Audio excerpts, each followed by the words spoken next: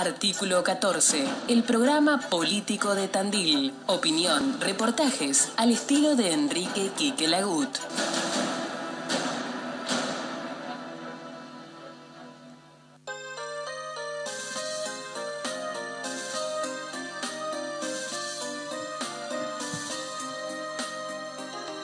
Yo soy un ciudadano común y corriente, solo tengo un voto. ¿Qué tal? ¿Cómo les va? Muy buenas tardes. Aquí estamos nuevamente en estos encuentros que tenemos a través del Facebook en forma directa, ¿no? Digo a través del Facebook de Artículo 14, así que los invitamos, como siempre, ¿no? A participar en el Facebook de Artículo 14, que se escribe todo en letras, artículo y el 14 en letras, y por supuesto, si no también queda en las redes sociales todas las entrevistas, canal de YouTube, que es Artículo 14 Tandil, todo en letras, y que aprovecho siempre para invitarlos a que se suscriban a nuestro canal de YouTube. Y después, bueno, también en Instagram, en todas lo que son las redes sociales, ahí estamos. Ustedes lo están viendo en estos momentos. Estamos junto a quien es historiador. Bueno, no con título. No con título, no, obviamente. 55 años, escritor, sí, escritor, 55 sí. años de investigar archivos Bueno. argentinos de capitales de países vecinos y de España. ¿Periodista? Algún artículo o varios en la vieja prensa, en ámbito financiero. ¿La nueva provincia? En la nueva provincia. En Bahía Blanca. Bahía Blanca, sí. Sí. Y acá varios. Y acá en Tandil, obviamente que tenés varios.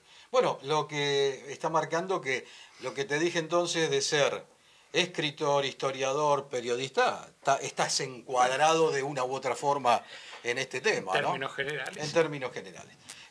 Vamos a hablar sobre un tema que es historia de las dirigencias argentinas. Carlos, primero y principal te digo una cuestión, bienvenido al programa. Bueno, muchas gracias y igualmente gracias a vos por invitarme. Esto da, me parece que tenemos casi una hora, ¿no? Pero esto da para hablar ni más ni menos de lo que es, para tomar una fecha, desde 1880, con aquella generación, con Roca, etcétera, al hoy, al siglo XXI. Sin duda. Para la generación del 37. La generación del 37. Anterior, y yo te diría del siglo XVI, y te voy a explicar por qué ahora enseguida. Bueno, explícame por qué y por qué empezamos, cómo empezamos, porque es muy largo. Como para ir condensando y que la gente comience a llevar el ritmo. En términos lato sensu, vos titulaste esta charla Las dirigencias de la Argentina. Las dirigencias de la Argentina. Bueno, pero eso es un trazo grueso. Claro. Porque imagínate, como vos bien sabés, las estructuras políticas, institucionales, sindicales, etcétera, sí, claro, tienen dirigentes. Y sería un despropósito para mí hablar así en una hora en forma global. Yo te propongo Propóngame, porque es muy interesante el tema, Propongo que hablemos de una dirigencia histórica.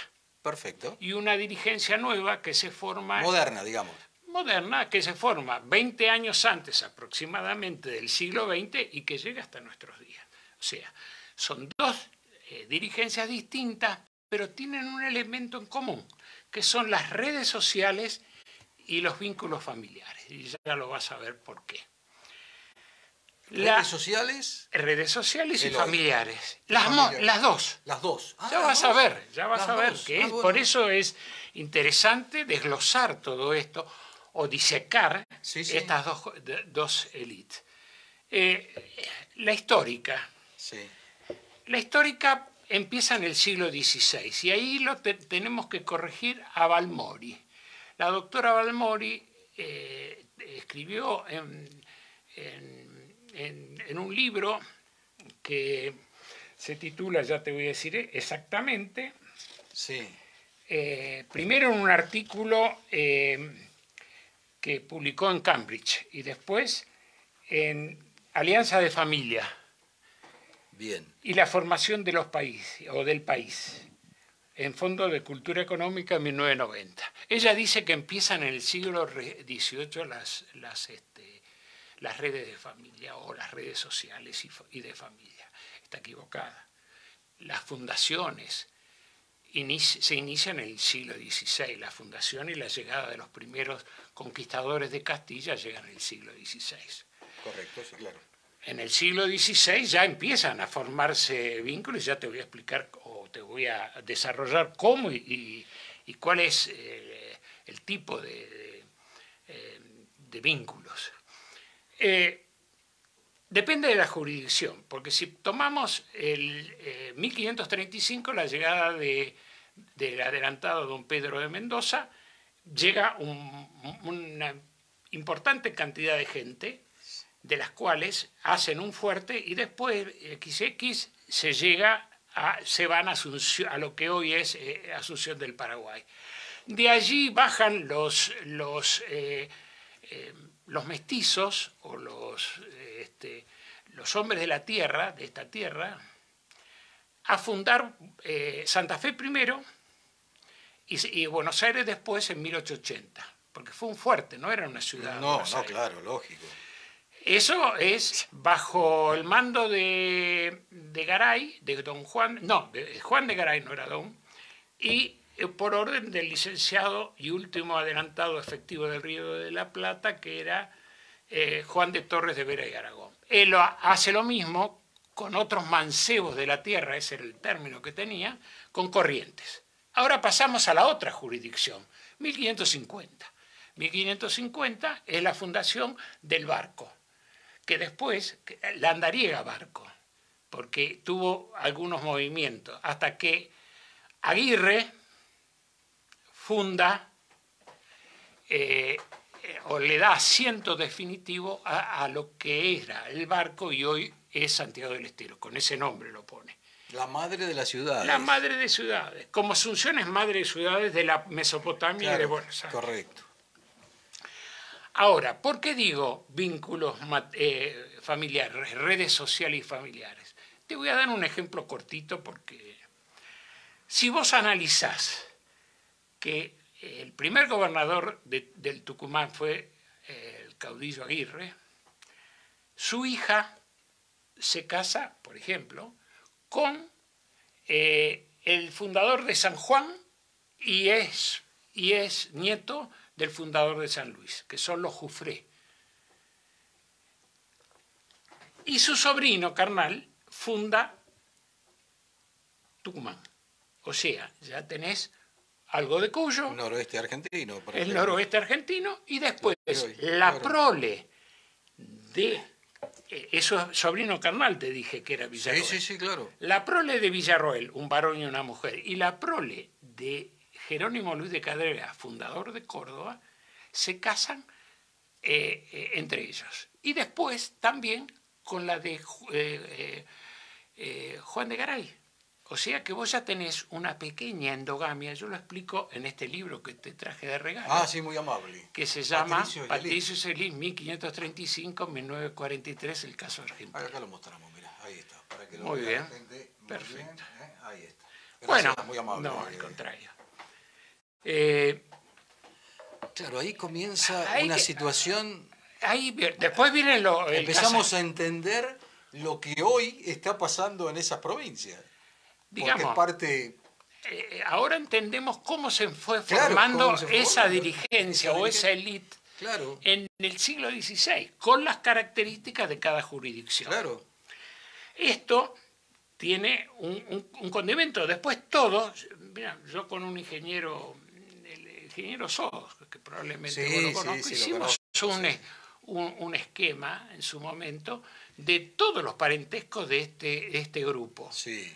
El fundador de La Rioja, el fundador de Salta, no, ese es el único que no, el de Salta y el de Mendoza, que es Castillo, estuvo Castillo un año, y Lerma fue, digamos, castigado y enjuiciado en Lima, entonces tuvo una hija que no se casó con ninguno, pero después todos, Jujuy, Corrientes, todos están vinculados de alguna o de otra forma. cómo se va armando la historia desde el siglo XVI. A través de las redes sociales y familiares. Claro, las redes sociales, no la que conocemos hoy, sino las redes de la sociedad. Ahora, claro, para darte, yo puedo tomar para esa continuidad sí, varios colectivos. El de los presidentes, correcto. el de los firmantes del Acta de Independencia, de los congresales del 53. Ahí tenés en los congresales del 53 la proyección de la generación de 1837, claro. que es la que llega. Bueno, si yo tomo esas, vamos a reducir en un solo número los colectivos, estos 3 o 4 colectivos. Te voy a decir que si yo analizo todos los presidentes, yo acá lo noté, los antepasados criollos tienen entre 9 y 11 generaciones para arriba, salvo 4. Mitre, Castillo e Irigoyen, que tienen 4. 4 géneros en esa época. Hoy sus descendientes tienen mucho más, por supuesto. Bueno, eso es eso. Ahora, tengo que decir que también en mi libro y en otro, tengo una controversia con Tulio Alperindongui, un gran historiador, porque es especialista en historia económica, pero no en redes sociales. Él dice que en la página 398, acá lo tengo anotado, en Revolución y Guerra, siglo XXI Editores 2002, él dice que hay un grupo de hay unos nuevos dirigentes que nacen en el marco del Estado revolucionario, en esa página 398. Y eso es incorrecto. Incorrecto voy a decir 2 causas. Una, en el siglo XVIII viene una corriente inmigratoria muy importante de España, de súbditos españoles. Estos súbditos españoles, te voy a dar casos concretos. Correcto. En Buenos Aires, los Basavilbaso, los Capdevila. Estudió en la Universidad de Cervera, este cirujano, que fue en 1806 y 7 jefe de los hospitales de sangre durante las invasiones. Durante las invasiones, y fundó el protomedicato en el Río de la Plata. En Córdoba tenés los Echenique, los Allende, sí, claro, que se instalan en Córdoba. En Tucumán tenés, por ejemplo, a los Colombres, firmantes del Acta de Independencia, al obispo, a los Tames, a los Terán. En Salta tenés los Güemes. Y bueno, y tenés los Gorriti, que también lo cita Alperindongui en este libro, que no te lo dejo, pero sí está en mi biblioteca, porque él desconoce un aspecto que en los estudios o investigaciones biogenealógicas son de materia corriente. Es el vector cognado y el vector agnado. ¿Qué quiere decir? El vector cognado es ascendientes y descendientes por línea de mujer o línea del ombligo, que se dice vulgarmente. Sí, línea materna sería, para explicarlo hoy. Sí, hoy la explicas así. El otro es la línea agnada de varón en varón. Claro. Ahora, ¿qué pasa? Los primeros que llegaron, todos estos que te estoy diciendo, se casan con criollas, donde sus hermanos, sus padres, sus tíos, sus abuelos y bisabuelos, etcétera, etcétera, han tenido cargos públicos. Han sido los referentes políticos del siglo XVIII, XVII, etcétera, etcétera. Y XVI, en los casos, algunos casos que yo claro. te mencioné, que son bastantes. Sí, claro. Porque son 9 a 11 generaciones, casi todos, menos 4 presidentes, y salvo el ingeniero Pellegrini, que... el gringo. El gringo es indudablemente un hombre excepcional, un hombre de parte de la generación del 80, que es la segunda. Pero después ese mote del gringo es porque sí, no era criollo. Pero era perfectamente, estaba integrado perfectamente claro, por su visión, claro, que el resto de la generación del 80. O sea, ahí tenés un caso. en el libro que yo te dejé, ahí pongo que el otro es Ortiz. Y sin embargo, se encontró hace poco un documento que determina que él desciende de Acasuso, del capitán, que tiene un antepasado común con el capitán Acasuso, que es el que funda la iglesia que después dio nombre a la ciudad, que todos conocemos, sí, claro. Cerca de Buenos Aires.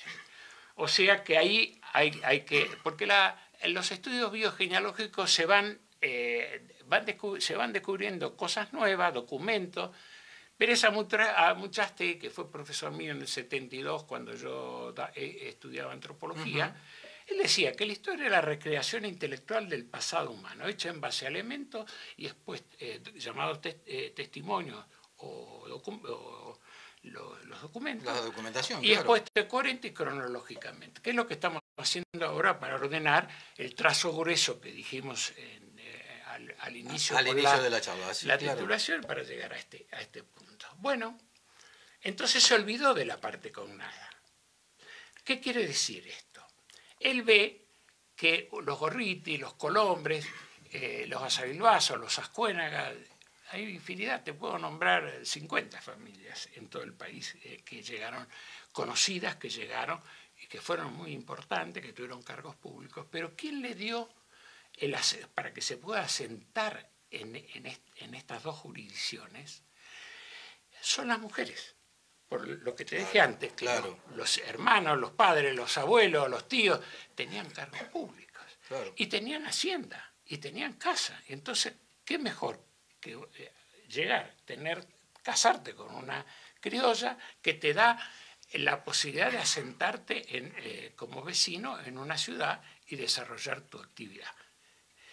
Eso es lo que pasó. Ahora, ¿qué pasa? Hay nuevos nombres. Son lo que se llama marcas. Entonces, los descendientes de Gorriti, ahí es la confusión de Alperín Dongue aparece por el problema cognado, que él no lo tiene en cuenta, porque vos y yo somos tan hijos de una madre como de un padre. No podés dejar separado esos dos vínculos hacia arriba, esos dos vínculos que son matrimonio, claro, o incluso hijos naturales. Sí. Que los padres sí. Porque además también hay un proceso de blancamiento con los criollos que tienen todos muchos mestizajes. Esto es un tema que también puede dar para mucho, para hablar mucho. Entonces él se deja llevar por las marcas, los nuevos apellidos, pero se olvida del condimento o del aporte materno, que es todo ese bagaje histórico y de representaciones y de cargos que no lo tienen, no lo tiene en este territorio. Lo puede tener en España, lo puede tener en Francia, lo puede tener en Italia, pero acá no. Pero no en Argentina, en el territorio argentino. O del Río de la Plata. El Río de la Plata, no, en la Argentina, como diría en 1806, el arcediano Martín del Barco Centenera habló de la Argentina. Y el capitán Ruiz de Guzmán en 1612 también habló de la Argentina. O sea, el término Argentina, la Argentina, entre comillas, es un término correcto, que es el que yo aplico en mi libro. Claro, correcto. Y en los otros. Bueno, esto trae a colación muchas cosas, porque todos estos presidentes abarcaron desde Rivadavia hasta Castillo, con esas características que yo te dije. Claro. La mayoría, entre 9 y 11 generaciones de criollos para arriba. Castillo estuvo en la década, en el siglo XX. 43, que claro, el GOU lo raja. Sí, correcto. Le hace la revolución. Y solo Mitre, Castillo y Irigoyen, 4. Bueno, claro. Y Irigoyen, por su parte materna, tiene un marzorquero famoso, ¿no? Ponce de León. A él le da esas 4 generaciones. El único es entonces Irigoyen y la modificación de Ortiz que yo te acabo de mencionar. O sea que el grueso de los presidentes, que son un montón, hasta Castillo es así. Así es lo que significa que eran autóctonos, digamos. No, sí. ¿Por qué autóctonos? Porque acá viene otro ingrediente la guerra cultural en términos de Gramsci. Hoy, últimamente, la lucha disipada en términos de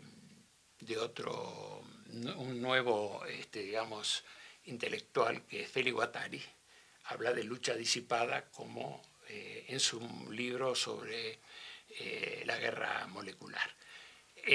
Y en términos psicosociales o estrategia psicosocial es lo que ha hecho la leyenda negra, que eso da para hablar, y tengo mucho para decir, y lo digo en el último libro que presenté, en la Feria del Libro. La feria de la última. En un horario horroroso que no va nadie, porque a las 4 o 5 de la tarde no va nadie. Bueno, pero no va a faltar la oportunidad que otra vez representes el libro. Estabas hablando, bueno, hasta Castillo. Hasta Castillo se marca entonces lo que sería la élite histórica. Sí, claro, por el tiempo por la formación. Claro. Porque las fundaciones de ciudades, vos sabés que fueron empresas privadas. No era el Estado español. En muchos casos, no. No, claro. todos. Ah, todos. Desde 1519 es que Cortés conquista Tenochtitlán con los tlaxcaltecas por las guerras floridas. Las guerras floridas porque lo que hay que decir, que si bien fue una conquista de Castilla, la vida precolombina es una vida muy violenta también. Los incas destruyeron a los chancas. Los aztecas en su guerra florida mataban. Había luchas de invasiones, conquistas, o diplomáticamente también, en el caso de los Era incas. poder. Era un tema.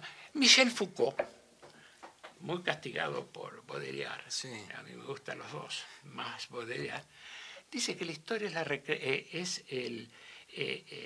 marca al hombre, no es habladora, es belicosa, relación de poder y no de sentido. Y eso es lo que pasa y ha pasado siempre. Bueno, vos me ibas a hacer una pregunta. Yo, en este tema que ya ingresamos, ahora, la otra pregunta es, hasta Castillo entendimos, creo, bien la historia. Sí, señor. Pero de Castillo al hoy han pasado también muchos presidentes. Y por más de 100 años. Claro. No, perdón. Son del 50 al 1922, 72 años.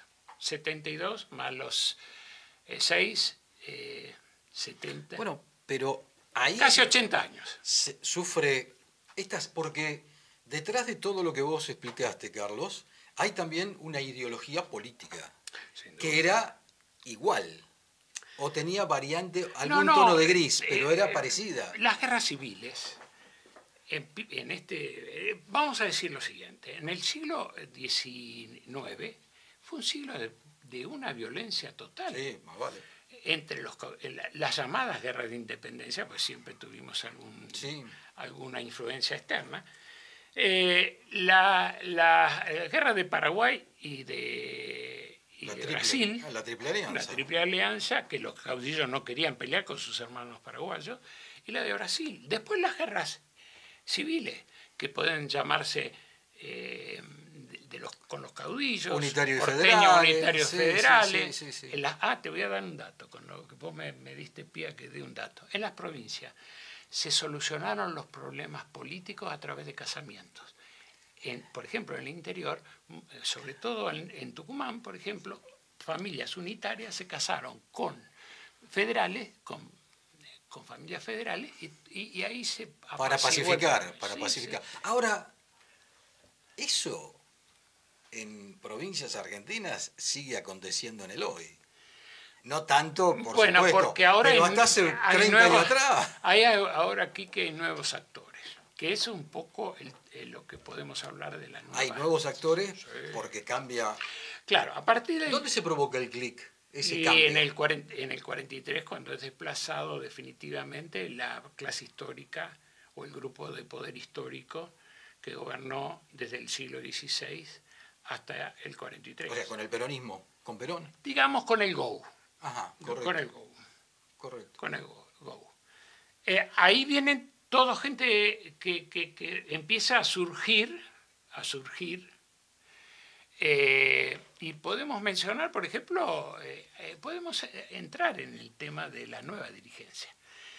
Ya con Perón existe el primer pasaje de redes familiares, sociales o familiares, el pasaje del poder a través de la familia.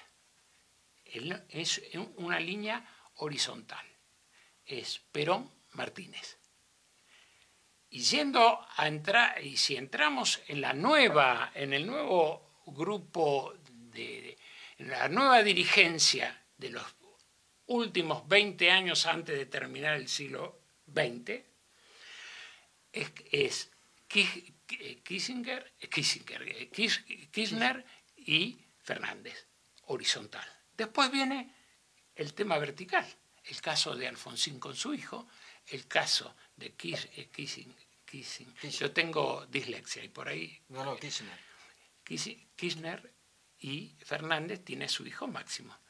Transmiten el cargo no por mérito, sino por el poder familiar. Ahora eso, a ver, si uno piensa en la historia, pienso en la monarquía. Y bueno, hoy en día vos tenés una monarquía marxista en Corea del Norte, 3 generaciones de la familia Kim, por ejemplo. Sí, sí. La historia es una historia el hombre es el lobo del hombre, lo dijo un romano mucho antes que se escribiera el Leviatán de Hobbes. Ahora, la historia, porque tiene un rasgo obviamente político, tiene un rasgo de relaciones familiares, obviamente, hasta que se provoca un cambio de una u otra manera. Y ese cambio también influye en lo político y en lo social, bueno, y en lo económico. Por empezar, vamos a decir que lo que hizo Sarmiento es la movilidad social más importante que hubo en la Argentina, porque ahí surge lo que dijo Florencio Sánchez, mi hijo el doctor. Ese mi hijo el doctor es el que permitió el surgimiento. Es decir, esa dirigencia antigua, con sus virtudes y errores, Claro, dio las herramientas, la caña de pescar y no el pescado como son ahora los planes sociales.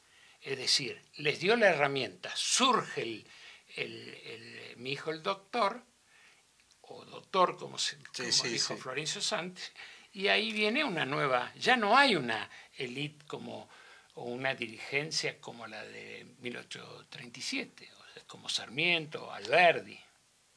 Sarmiento es por línea agnada, descendiente de conquistadores, o sea, de varón en varón. Claro. Alberdi no, a través de la madre, que es Arauz, pariente de Arauz, de la Madrid y toda esa gente, llega hasta la conquista. Entonces, vos tenés que hay una cuestión histórica que se puede ver en la campaña del desierto, porque esto es interesante analizar la campaña del desierto, porque la genera un hombre. Dos, el presidente era Avellaneda y su tesis doctoral ha sido las tierras improductivas. La mano militar fue Roca y la mano más dura fue Napoleón Uriburu, la rama, porque hubo distintas pinzas hasta llegar al triunfo de las armas del país. Él determina, y después con el Perito Moreno, lo que hoy es el territorio argentino. Gracias a él tenemos este territorio. Yo hice un artículo bastante crudo con respecto al cambio de nombre de la escuela Roca, que está ahí en España, y Perón, por pueblos originarios. Imagínate vos qué es un pueblo originario. Un maya es un pueblo originario, o un pueblo indígena. Ahora entras en el tema de los mapuches, pseudo mapuches. Entras en un tema porque Carlos Méndez Paz lo conozco desde hace muchos años y es un defensor de Roca. Por supuesto. Sos un defensor de Roca. Roca no es precisamente uno de los militares o políticos argentinos que no tenga oposición en el hoy todavía. Porque la gente... ¿Qué es lo que no entendimos de Roca? Si yo te digo, sí, bueno, pero Roca realizó una matanza de indios. Sí, también los incas destruyeron a los chancas y los aztecas, y los tlaxcaltecas lucharon a favor de Cortés en 1519 para vencer a los aztecas que los volvían locos con la Guerra Florida. Y también hay que decir que acá hay una visión geopolítica, estratégica, en un momento crucial, que es el enfrentamiento de Bolivia y Perú con Chile. Con Chile, claro. Se inicia la campaña del desierto. ¿En qué? ¿Pero por qué? Hay que considerarlo el contexto. Cafulcurá, con otros vamos a ir más atrás. Los araucanos o mapuches del río Biobío hacia el sur y de la cordillera hasta el Pacífico es el territorio de los mapuches. No hay otro territorio. El hoy Chile. Hoy Chile, que tienen problemas. Sí. Lo tuvieron con Piñera y lo tienen con el actual presidente que es de izquierda. Ahora, estos no son, tienen apellidos galeses. Jonas, Jola,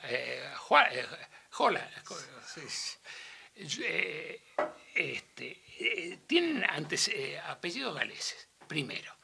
En los siglos XVII y XVIII había un movimiento de araucanos y mapuches en la zona de la Patagonia. Después, con el caballo, que lo toman a los españoles, se empiezan a extender. Ese territorio, en términos generales, estaban los tehuelches pampeanos y patagónicos, que eran nuestros indios. Ellos lo van aculturando, lo van conquistando de a poquito, pero en 1820 y pico entra en territorio argentino, desde Chile, Cafulcurá, y produce la matanza de los boroganos en Masayé. ¿Por qué? ¿Quién eran los boroganos? También chilenos. Combatían con Primo de Rivera, el antepasado del fundador de la Falange en Santiago de Chile, contra San Martín. Al vencer San Martín, cruzan por acá. Viene Cafulcurá, los invita a comerciar y ellos van sin armas llevando el trueque para hacer los cambios y los matan, los aniquilan. Esa es la matanza de Masayé. Al que hierro mata, hierro muere. Y eso es lo que pasó con la campaña del desierto. Ellos son extranjeros que conquistaban, no son actuales. Esto es algo muy interesante porque acá puede haber muchas lecturas. Sí, claro. Por ejemplo, las 100 hectáreas dadas a China es un problema para nosotros geopolítico brutal, porque no sabemos qué hay ahí, porque no lo podemos investigar. Eso no lo hubiera permitido Roca, ni Perón no lo hubiera permitido, porque Perón era militar. Estratégicamente no puedes poner un país que hoy es una potencia que posiblemente le haga problemas a Estados Unidos en un futuro. Pero además tienen un representante en Londres, estos mapuches que están pidiendo tierra cerca de Vaca Muerta, sí. De los lagos de agua dulce, porque ese es otro problema que se viene, ¿no? El agua dulce. El agua dulce. Así que tenemos muchas cosas que estos hacer. Mapuches... No son pseudo mapuches. Bueno, pseudo mapuche, lo dejaste, me parece, al pasar. Pero, ¿qué responden a Inglaterra? Yo no te puedo decir. Tienen un representante que vive en Inglaterra. La reina de Inglaterra... ¿Tienen contactos con los ingleses? La reina de Inglaterra tenía una de las estancias, que si no me equivoco, el Cóndor, que era una de las estancias más importantes que había en la Patagonia. Todo es posible, ¿no? Lo vemos en Malvinas. Nosotros luchamos con la OTAN, no luchamos solamente con los ingleses. Le dimos un dolor de cabeza, y si no fuera por el armamento que nos mandaron, la ayuda que le deparó la OTAN, el portaaviones Saratoga, que operó con los Cijarres, porque estaban averiados los containers que traía Inglaterra, que fueron a Ascensión a repararlos. O sea, es lo que pasa hoy con Ucrania. y Rusia. La OTAN le está dando armamento. Quieren que se extienda el tema. Yo te voy a decir algo respecto a eso. Cuando la Rusia comunista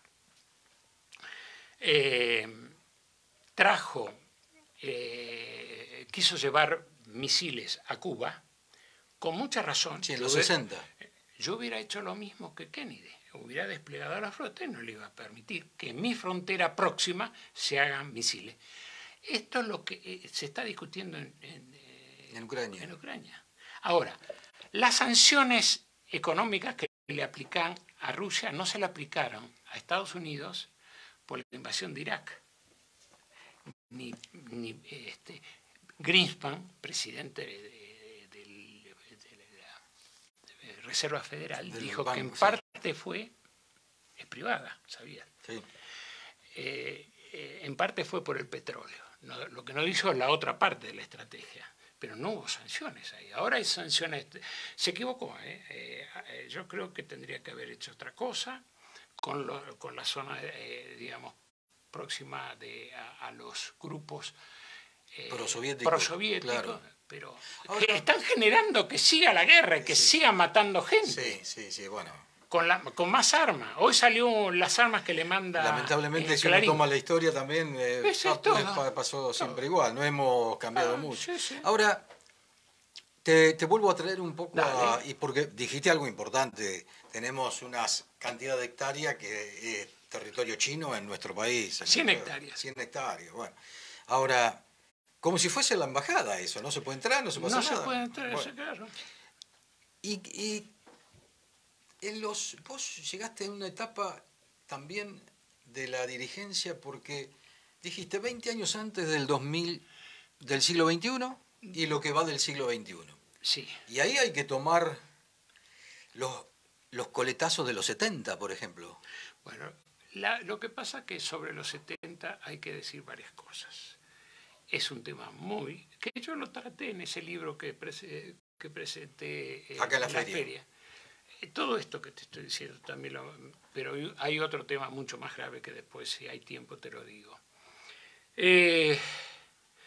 Hubo dos etapas de la guerra irregular, que es la guerra que surge por el enfrentamiento indirecto entre Rusia y la Rusia comunista y Estados Unidos, que es ejércitos estatales o de países contra la guerra insurgente. Los guerrilleros son preparados por Cuba y con armamento ruso y otros aportes rusos. En Panamá, los ejércitos de los estados afectados por esta guerra que la inician estos dos estados. O sea, en derecho hay un mal mayor y un mal menor. Si vos me das a mí la orden de matar a una persona, vos sos intelectualmente más, digamos, responsable que yo, que ejecuto con la mano. Pero eso vamos a dejarlo aparte.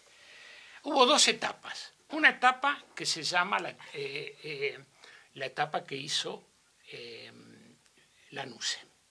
En esa etapa se formó un tribunal penal que, según la gravedad del hecho, aplicaron penas. Cuando Cámpora los suelta todos los guerrilleros, los persiguen a estos jueces, que juzgaron, de acuerdo, algunos tenían penas muy cortas y otros tenían penas más graves. Lo persigue. Uno de los muertos es el doctor Quiroga. Los persiguen, se tienen que ir. Cuando viene la orden de un gobierno democrático, peronista, de aniquilar a las Fuerzas Armadas, el de Isabel Martínez, te voy a decir que la mayoría de la sociedad estaba harta de todo lo que estaba pasando. Mataban y secuestraban empresarios argentinos y extranjeros, Salustro, de la FIA. Mataban, te ponían una bomba y te bajaban un edificio de 7 pisos como el de Melo y Callao. Yo vivía a una cuadra y iba a mi casa y me salvé por 70 metros que no llegara la onda expansiva ahí. Entonces, yo te diría que hay otro problema. Esa nueva forma de hacer, la nueva metodología que se usó, no contempló, no sé si esto no lo sé, si porque ellos pidieron o no que se forme otro tribunal penal como el de la época de Lanusse. Lanusse no tuvo ningún problema con los juicios a los militares. No, porque jugó y todavía quedaron libres. Hoy gobiernan muchos en la Argentina, de esos, y entre ellos otros están en los grupos, en las entidades de derechos humanos, que es muy raro, porque los derechos humanos, ya en el siglo XVI, los escolásticos de Salamanca ya hablaban del libre comercio 200 años antes que Adam Smith y 80 años antes de Locke, libertad política. Y Francisco de Vitoria es el fundador del derecho de gente, hoy derecho internacional público, que era el que hablaba de los derechos humanos en el siglo XVI, de alguna forma. Bueno, Belgrano también, ¿eh? Bueno, Belgrano era un hombre, además fue un militar armado militar, pero era licenciado en economía y era un hombre preparado. Muy preparado, sí, claro. Ahora, entonces viene el problema de, no sé cómo estamos de tiempo. Tenemos unos minutitos más, sí. Bueno, entonces, Hay los 70, dijiste, estamos dialogando aquí en Artículo 14, el programa político de Tandil, la historia de las dirigencias argentinas, y estamos hablando de la década del 70 en Argentina. Sí. Vaya si hubo una década complicada, ¿no? Sí, señor. Hoy, a través de todos los años a los que nos tocó vivir, sí, sabíamos de las complicaciones que hubo en ese momento. Así es. Que era, en realidad, lo estás comentando, Carlos, era ese enfrentamiento entre dos potencias, Estados Unidos, en un Rusia, teatro, Rusia, en un teatro de operaciones marginal, claro, lejos de su frontera, claro, por miedo de un enfrentamiento nuclear. Ese es el tema de la guerra irregular que ocurrió en los años 70. Que después siguió, en democracia con Gorrearán Merlo. Se olvida la gente de todo esto. La mayoría de la sociedad pedía terminar con esta guerra. Y el aniquilamiento de alguna manera expresaba eso. Ahora, fíjate vos que si vos vas a esta plaza, vos vas a ver pañuelos blancos, sí, claro, sí, fierros hacia un lado, sí, pero no pones todos los civiles, militares y policías que murieron. No pones los atentados. Es una historia parcial. Es una historia parcial de los que están gobernando, que son los que siguen en esa línea. Hay muchos. El chino Zanini era maoísta. La gente se olvida que... Pero entonces, en definitiva, Carlos, ¿qué es? En el hoy todavía es una lucha, fue en los 70, y en hoy, ¿qué sería? Se replica. ¿Pero qué sería? ¿Una lucha de derecha e izquierda? Aunque ya eso está muy de moda. Bueno, en términos de derecha e izquierda hoy, yo te voy a decir, el origen simbólico de la derecha es tan antiguo como el pensamiento de Aristóteles, porque es Aristóteles el que en su Sapsai habla de que la derecha es más honorable que la izquierda. Desde Gránico hasta la India, Alejandro Magno, que era su discípulo, está a la derecha de su ejército. El Polemarca hacía la lucha con los hoplitas desde el lado de la derecha. Después cambia. Se cambia en Salamina, por ejemplo, se cambia la metodología, esta metodología. En el hoy creo que pero hoy estamos en otra situación. Mira, ¿querés que te diga con sinceridad lo que pienso? Hoy en día es mucho más grave, Quique, porque en toda la historia de la humanidad, toda la historia del hombre, no hay un caso como el que te voy a decir ahora. Porque los problemas militares se resolvían, y económicos, se resolvían entre estados. Y si una potencia se combatía a un Estado menos poderoso, había alianza entre Estados que equilibraba. En el siglo X, eso pasa en el siglo XVII en Europa. Ahora, eso lo dice Kissinger en Los Diplomáticos, es un libro muy interesante para estudiar, para leer. El problema es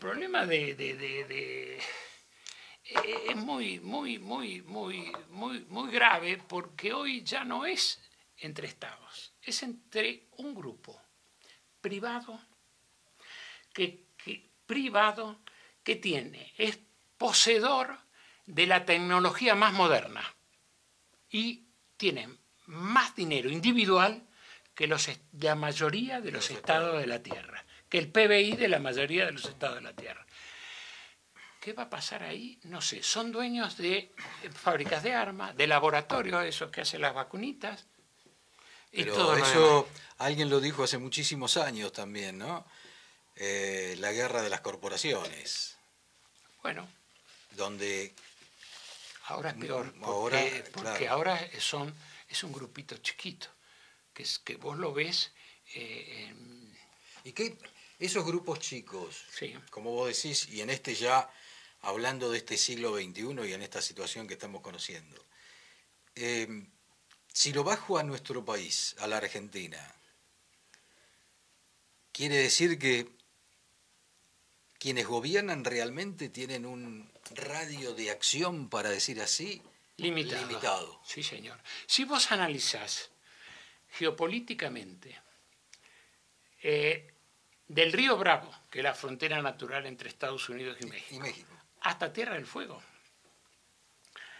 te diría que sacando Guyana y otros enclaves de ciertas potencias o ciertos países, la mayoría, salvo Uruguay y Paraguay,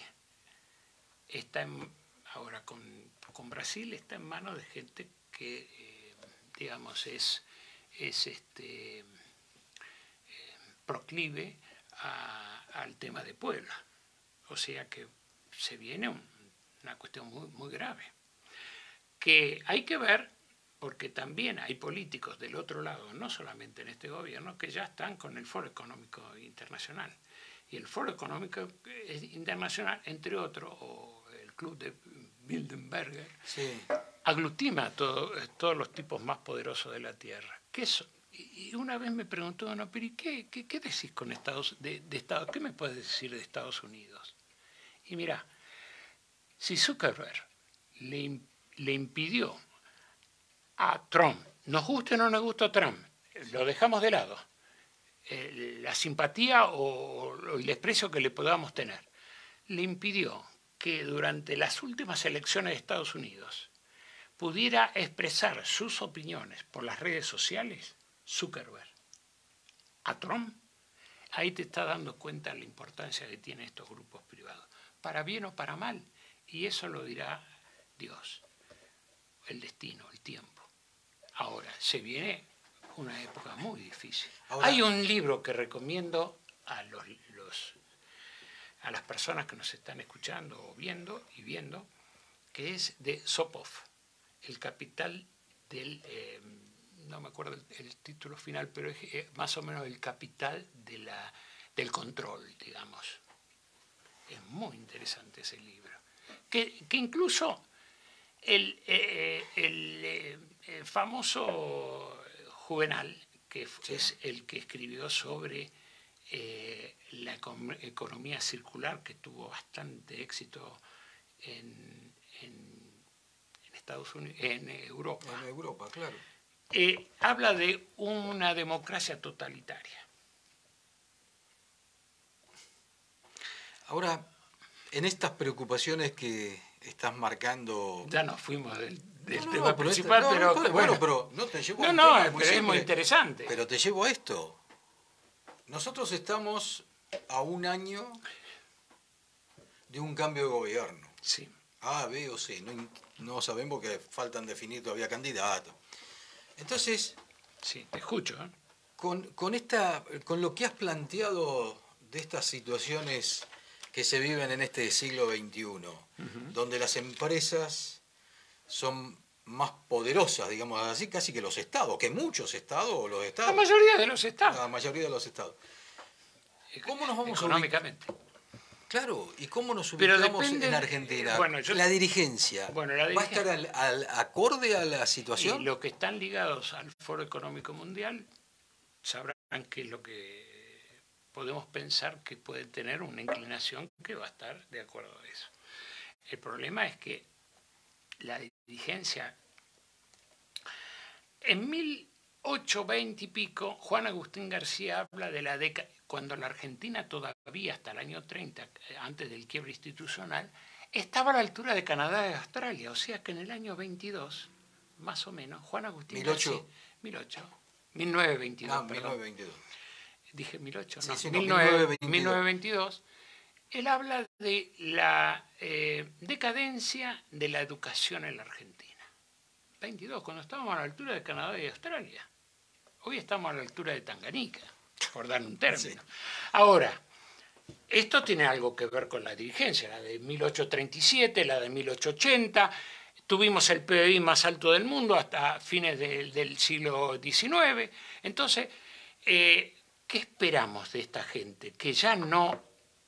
Mira, lo anoté acá, porque hace poco un periodista habló de desclasados por los jugadores gloriosos jugadores que ganaron el tercer campeonato para la los llamaron Argentina. Desclasados. Sí, pero ellos tienen el mérito. Ellos llegaron a donde llegaron por el mérito, por la excelencia, el esfuerzo, el sacrificio o sacrificio.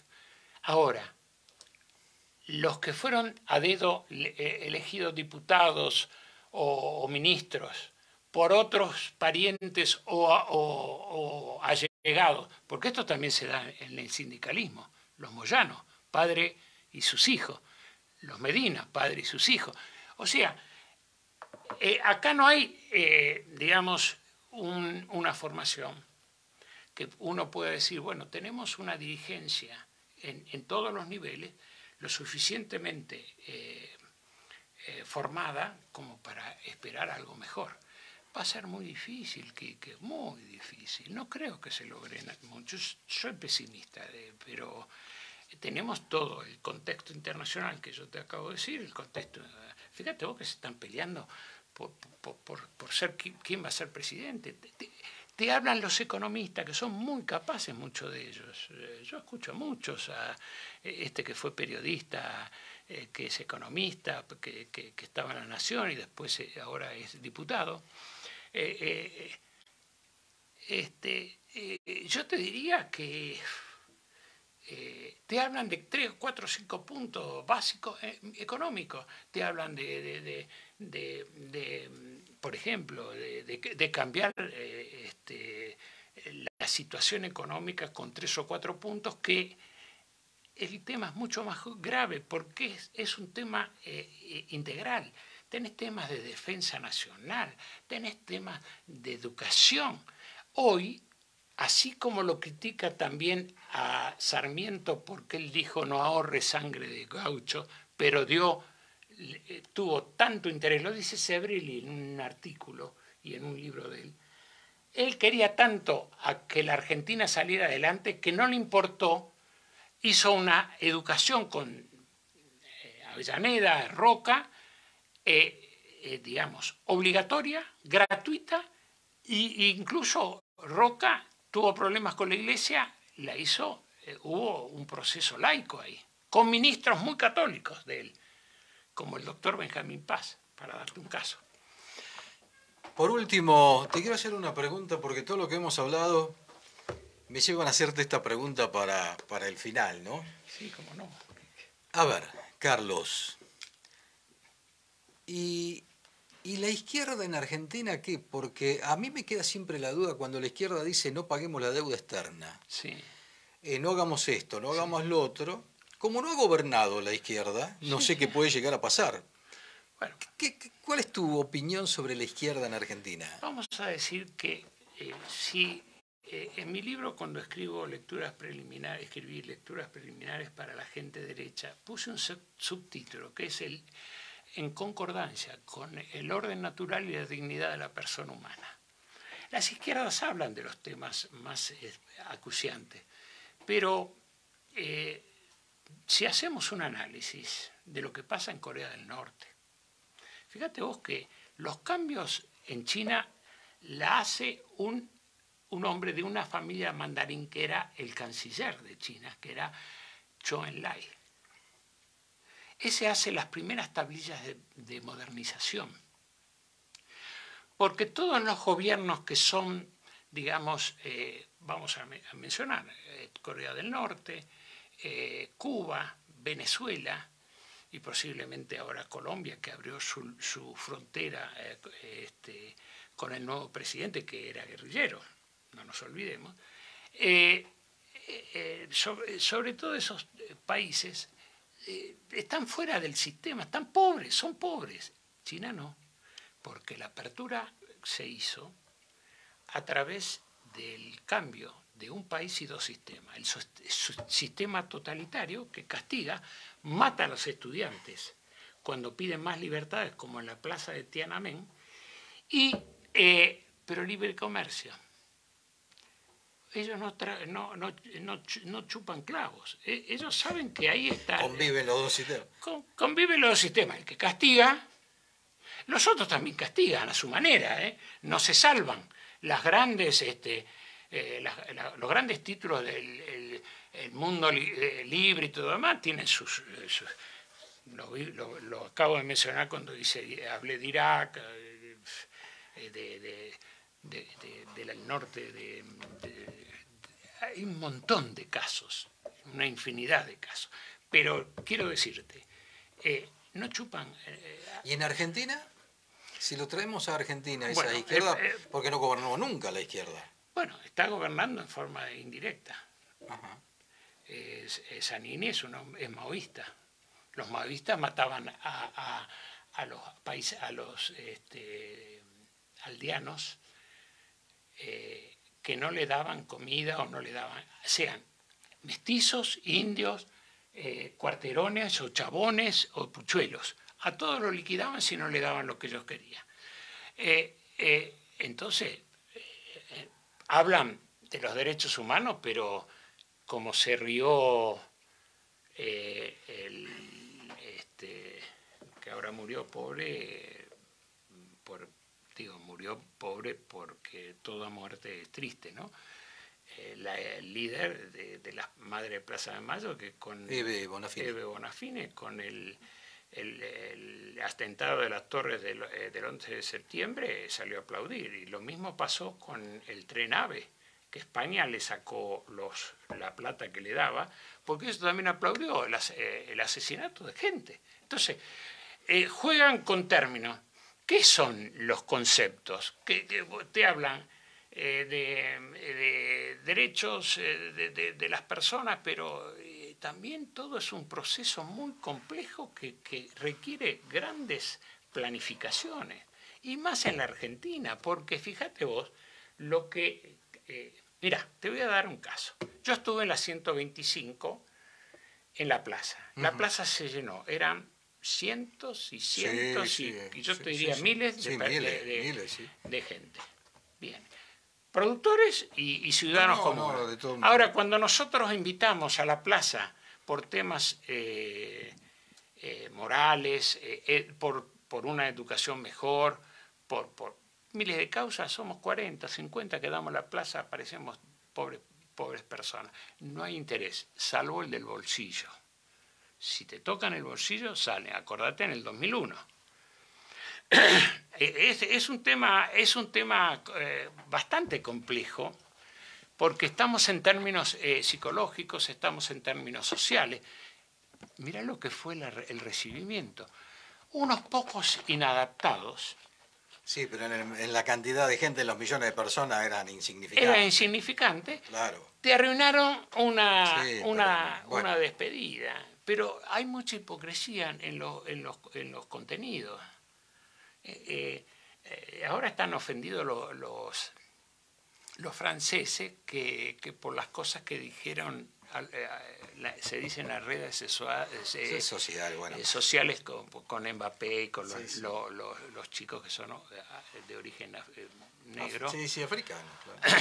Pero no sé, ellos tienen un sistema colonialista en la moneda, en una moneda que es una moneda que circula en unos 10 o 14 países con influencia francesa en el África, que son los más pobres, que es el franco, que es un franco con una nueva... es un colonialismo encubierto.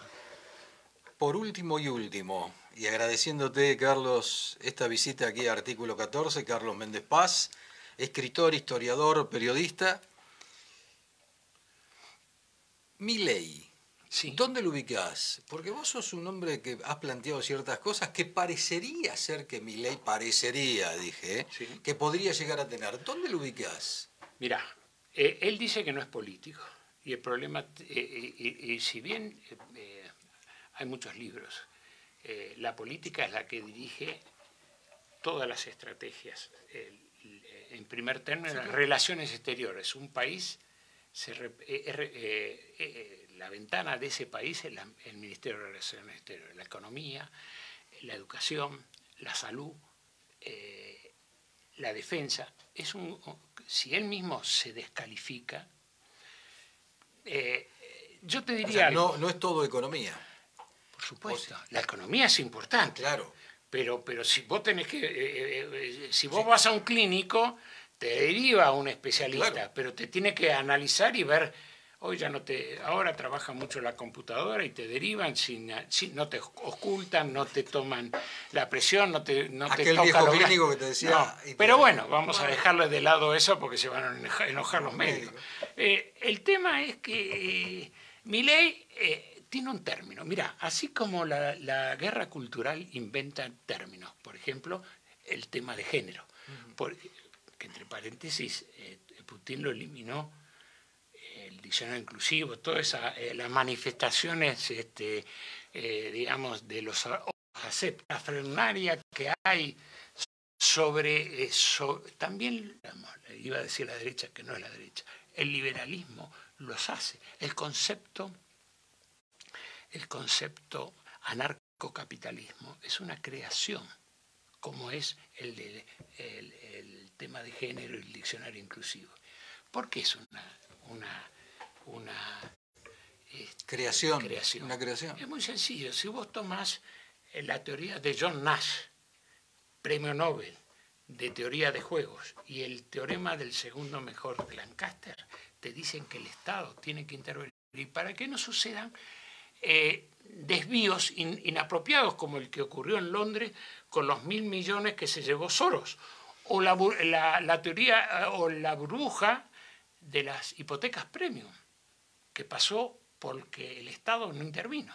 O sea, el Estado tiene que intervenir adecuadamente, proporcionalmente, sin jorobar a los ciudadanos. Ahora, eso de que si la política no interviene, entonces él no puede, no es medio irracional, es muy, utiliza un poco la película de este escocés, Wallace, o una de Robin Hood, que levanta y dice que los corderos se conviertan en leones. Él lo utilizó en un discurso. Tenemos que convertirnos en leones.